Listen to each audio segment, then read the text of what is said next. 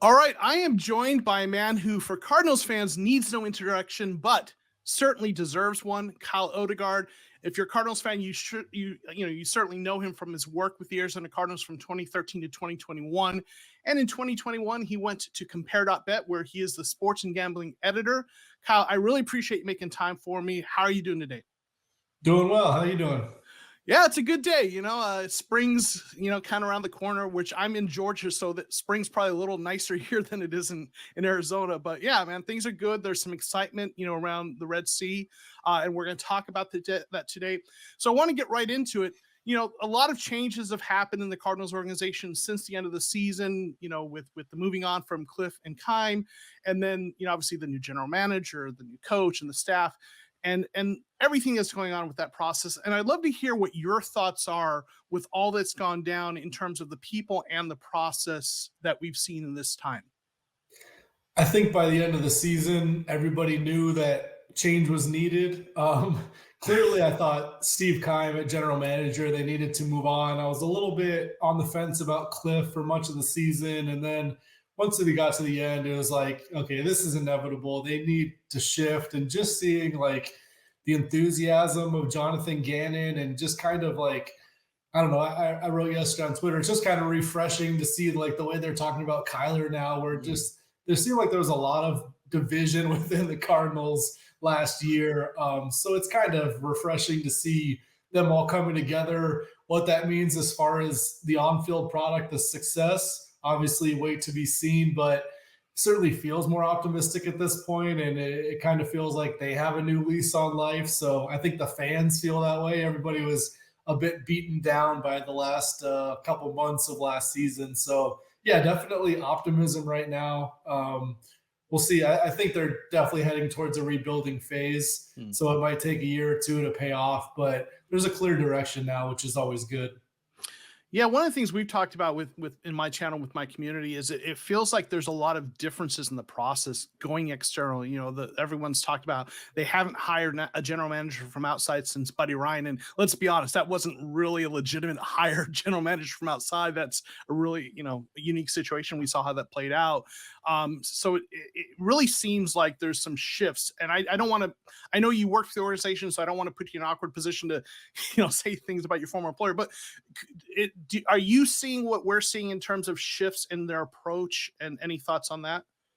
Yeah, I think if you look at the first round draft picks, especially when you're taking Isaiah Simmons, who you plan to play an inside linebacker in the top 10, Zaven Collins in the middle of the first round, another inside linebacker. It's not a premium position. And I'm not saying never take an inside linebacker in the first round, because if that guy's an all pro, then it's still worth it from a value standpoint. But those two guys are not there yet. Don't know if they'll get there. And especially the Isaiah one, like that one, I still look at all the guys they passed on, Tristan Mm. Wirfs and CD Lamb, and guys that were at very premium positions that you could have really used. I mean, you team up CD and Kyler, or you get Kyler a right or left tackle. To me, that was the big one. Yeah, I think everybody knows like quarterback, left tackle, corner, pass rusher, and now kind of wide out. Those are the main premium positions. And think that's how you win. You look at the Eagles, they spent all their money and spent all their resources on those positions, and they had the best roster in the NFL. So I think it's something you have to do. And they addressed it at times, but you look at the roster last season, and from the beginning, I'm like, this team is not going to be competitive. They felt like they could make this deep playoff run because of what they did 2 years ago. They didn't have corners, they didn't have pass rushers. The offensive line was not very good, and just felt like it wasn't going to work out. And obviously, it imploded more than I thought. I think I had them at 7 wins last season, and they ended up with 4. But yeah, I didn't like the process from the general manager perspective, from the team building perspective. So we'll see what Monty does, but I certainly like the things that they've said so far. Yeah, for sure. I agree. And certainly Monty comes from a place that is known for emphasizing the trenches, so to speak, both of the lines of scrimmage, which is clearly an area of need, and also cornerback, as you noted. So I want to talk a little bit about the draft a little bit more. So there's a lot of questions about what the Cardinals should do with the third overall pick, right? Do you sit there and take Anderson or Carter if they're both there? And if they're both there, which one do you take, which is possible with the quarterback situation in the draft? Or do you trade back for additional draft capital? And, there's arguments both ways. And I'd really love to hear, your thoughts on, what you think the Cardinals should do with the third overall pick. And if you have any, inclinations of what you think they might actually do, regardless of, what you think. Yeah, I think if there's two elite prospects, like it feels like there are beyond the quarterbacks, I wouldn't drop too far and miss out on them. It reminds me of actually the Kyler draft where Nick Bosa and Quinn Williams were these two star prospects. And I don't think anybody traded down to get away from them because that's great value to have somebody like that for 5 seasons at below market value. Look at what Nick Bosa is doing right now for the Niners. So I think it would make a lot of sense to stay at 3. And whether you think one or the other is better, all things being equal, I would lean toward the pass rusher. So I think Will Anderson personally would be my choice. But I've seen a lot of people that I respect say that Jalen Carter is a better prospect. If that's the case, I don't have an issue taking a defensive tackle if he can get after the quarterback.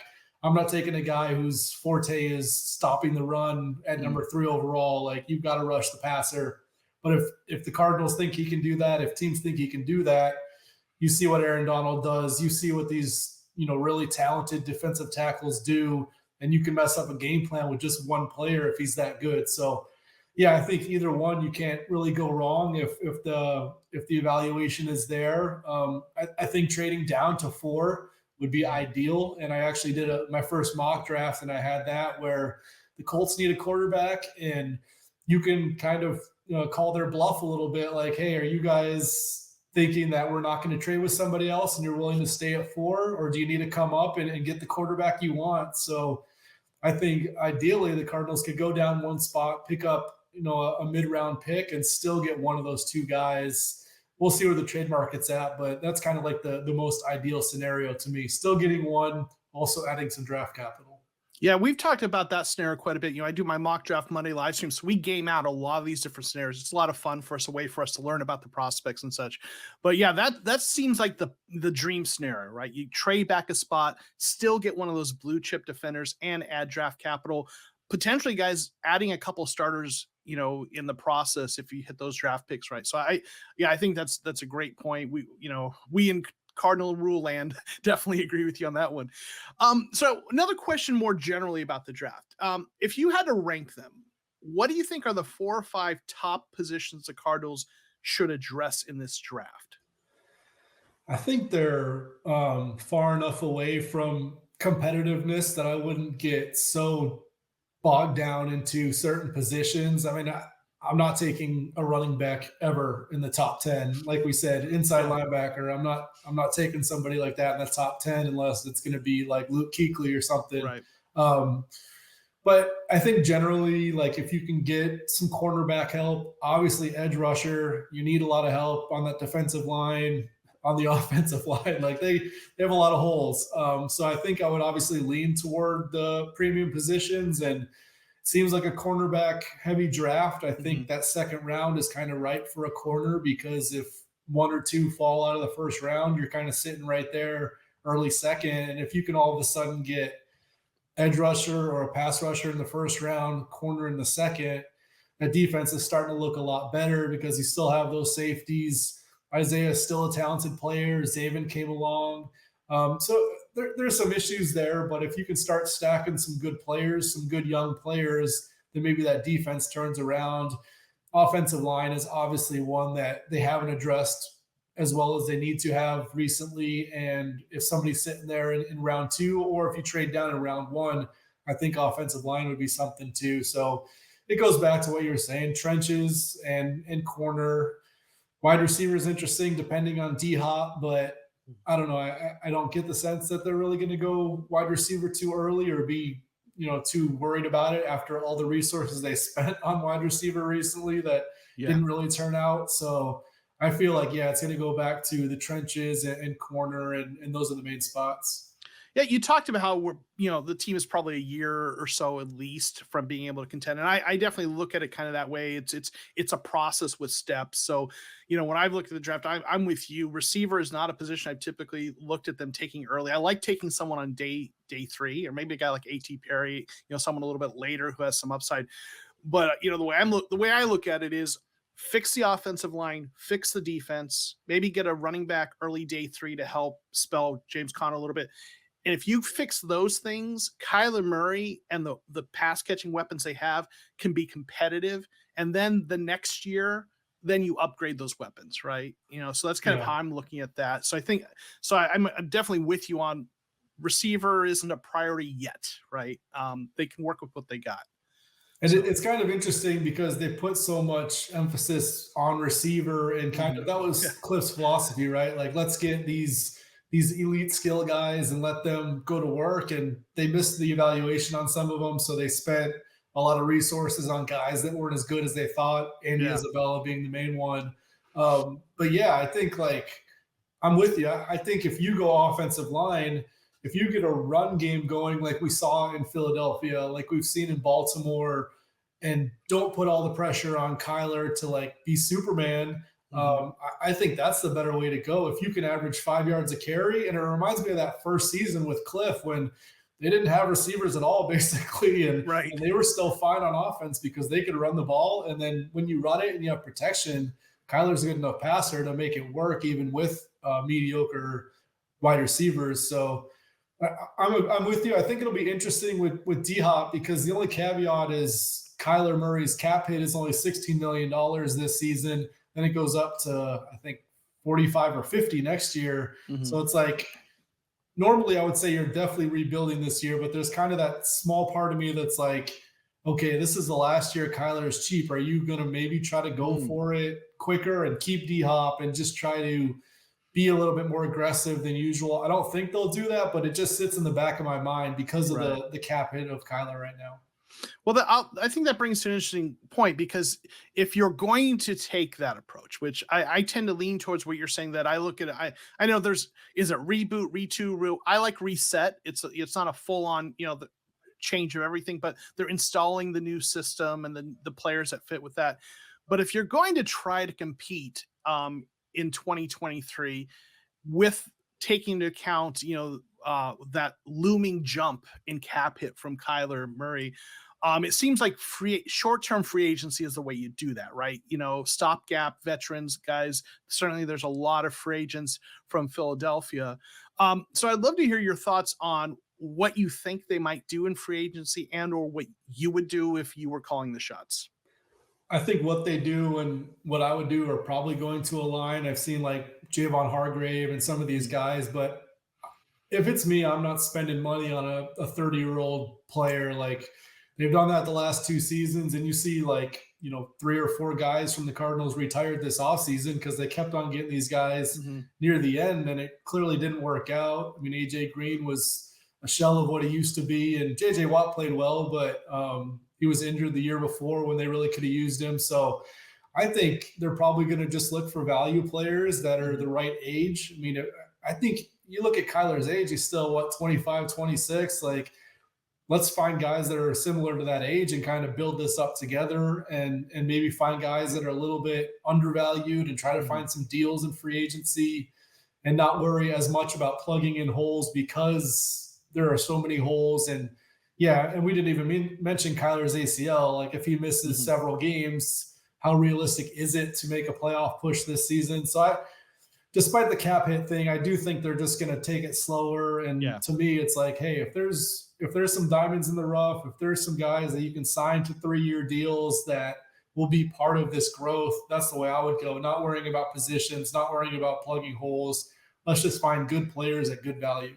Yeah, I agree. And I think also having people who can help install the system and culture. Obviously, new coaches often bring in guys from their former, stops, but not always the big names. And, like for me, I think the guy that probably makes a lot of sense and fits the description you're talking about age-wise and not necessarily a super, expensive spot would be like TJ Edwards, the linebacker. In this system, they'll probably need another inside linebacker for when they're in those 4-3 fronts, although it's a multiple front.